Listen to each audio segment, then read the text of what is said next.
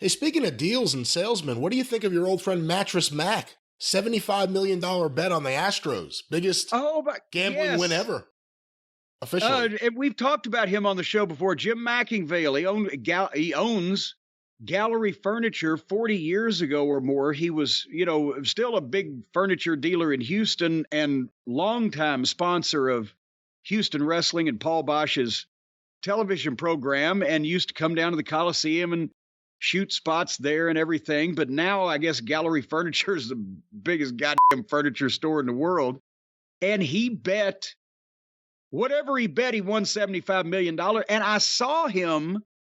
There was a video of him from one of the casinos with a wheelbarrow taking like $10 million in cash onto his plane to fly back to Houston. I didn't see that. And yes, and it was like, boy, this $10 million sure is heavy. Glad we brought the wheelbarrow. And his money wrapped up in goddamn. I hope that the Sky Police didn't pull him over on the way back to Houston and say, "Can we search your plane? Just sit over there on the cloud, and we'll be poking around for a minute." He has to be the most popular man in Houston, wouldn't you say?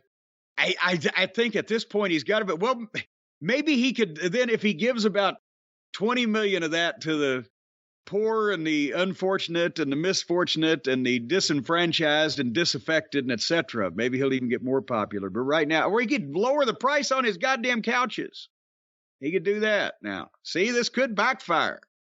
Mattress Mac, give me a mattress. You just won $75 million. How did furniture sellers and stores do typically as wrestling advertisers in the territory days? Well, the thing is, those door-to-door furniture sellers, they had it tough. Okay. Because goddamn, just alone, if you had that fucking lazy boy line, you had to get on steroids to be a door-to-door lazy boy salesman. No, actually, again, in the territory days, because the viewers were multi-generational, it was kids and teenagers and the parents, and everybody's got a story from the territory days. My grandmother used to never miss a show and hate the heel and blah, blah, blah. So it was stuff that was mainstream, products that everybody would want. And furniture stores did great, and appliance stores and especially the buy here, pay here, used car lots with the wacky, mascot that did their commercials anyway. It was Madman Mac, or why, Madman Mac was our Louisville 1960s and 70s appliance salesman. I want to give them away, but my wife won't let me. And I know there's a Madman Munce out in California that started the whole thing, was a car salesman or whatever in the 50s. But also, well, for example, here in Louisville, there was a chain called Winter Furniture. And I think they had like 3 or 4 stores around town at the time. I think I just saw maybe the last one after 70 years or whatever has gone out of business, because it was a family deal.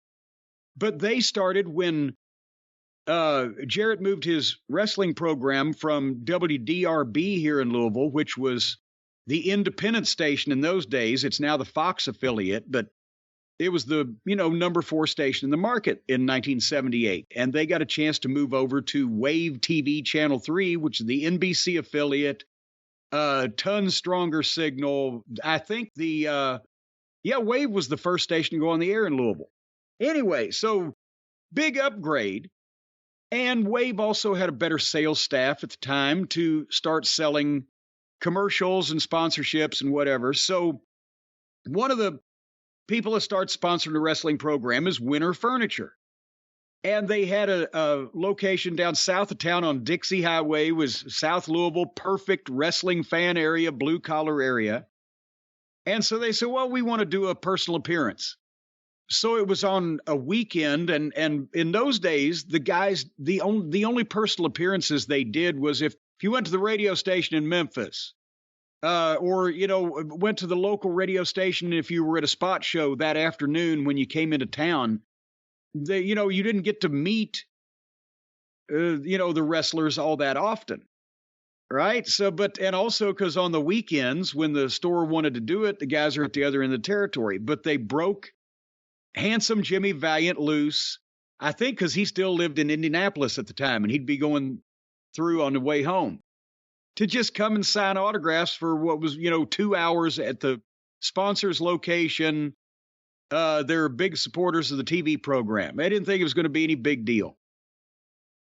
Goddamn, literally 1,000 people showed up. It had thank God it didn't rain that day. And I went to take pictures, but there was literally a line. There's not any blocks per se, like city blocks in that area of Dixie Highway, but there was a line from the furniture store down past 3 or 4 businesses, next door in their parking lots and etc. And he signed autographs and hugged girls and kissed babies for like 3.5 or 4 hours. And they were so thrilled that the next year, 6 months later, whatever, they did it again with Bill Dundee. And the same thing happened, only there was a lot more girls came to see Dundee and a lot less guys came to see Handsome. But it was families. You'd say old people, grandma would come in. Oh, you're so cute, superstar. And so, yeah, furniture stores, car lots, appliance stores, rental places.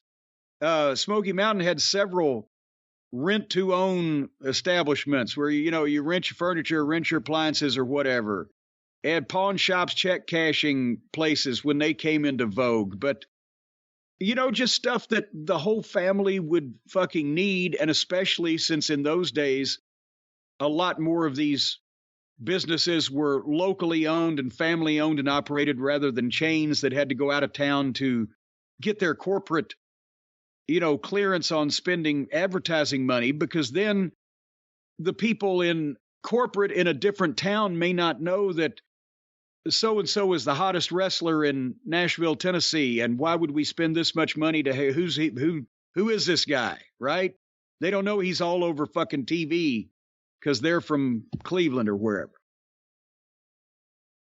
But that was what TV stations would go for sponsors like that. And, the wrestling programs were traditionally, usually if the TV station wanted to try and wanted to sell it, the wrestling programs were traditionally sold out for the station. Then you just had lazy stations that didn't have a sales force that wanted to go out and try to sell anything but, the local news and the primetime network schedule.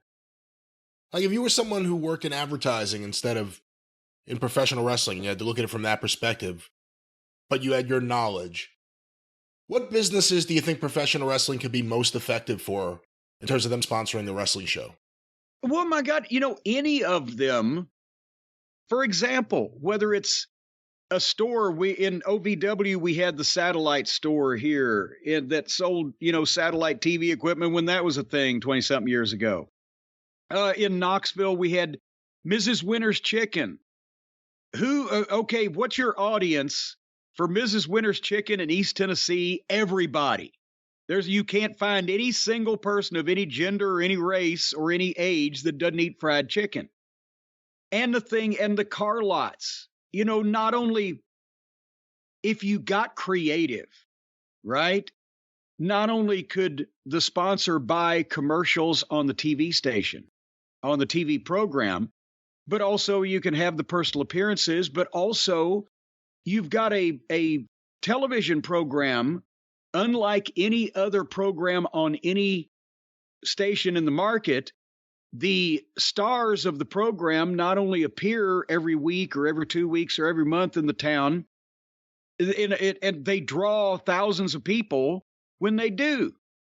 So remember the car tournament thing that used to be a big deal, especially in the South, and they did it in Atlanta, they did it in Continental, Southeastern, because a lot of the car dealers love to have their brand new whatever year Lincoln Continental sitting on the floor of the St. Petersburg Bayfront Center or in the Omni in Atlanta, while all those thousands of people come to the wrestling matches and look and, drool over that car that's going to be won by Freddie Blassie or whoever the fuck. Jared did one, believe it or not, with a local downtown department store when they first opened up Louisville. Downtown Louisville in the early 70s was dead as far as, it was the businesses were starting to close up, and we've talked about the theaters, all the grand downtown theaters had become B movie or porn or whatever. But when Jarrett started having the matches on Tuesday nights and people coming down, all of a sudden, outside of business hours, 9 to 5, and on weekends, somebody's coming downtown again. There's 3 or 4 or 5,000 people coming to Louisville Gardens on Tuesday nights. They're going to eat at the Blue Boar Cafeteria, and they're going to shop on what's left of 4th Street at that point. And Jarrett did a co-promotion where they gave away a mink coat from, I think it was Gus Meyer's department store. And they did this tournament with the matches where every week people advanced, and Gus Meyer not only donated a mink coat, but gave them some kind of fucking money to do this. And then I wasn't there then. This is like 1971, but the wrestler surrogate, whoever picked the deal, the woman won the fucking mink coat. But they got tons of advertising at it. You could do shit like that because there at that time, there's 4,000 or 5,000 people, but half of them may be men, half of them may be women. And a lot of times it's a married couple attending, and the woman's going, "Hey, honey, you could get me one of those down at Gus Meyer." Yeah, fuck you. But I mean, now the audience for wrestling is so narrow in terms of mostly male, certain age, that you have to target that demographic more. But it used to be just anybody in the family that might need something. You could figure out some way to tie in the local wrestling program or local wrestling promotion with a sponsor that was motivated.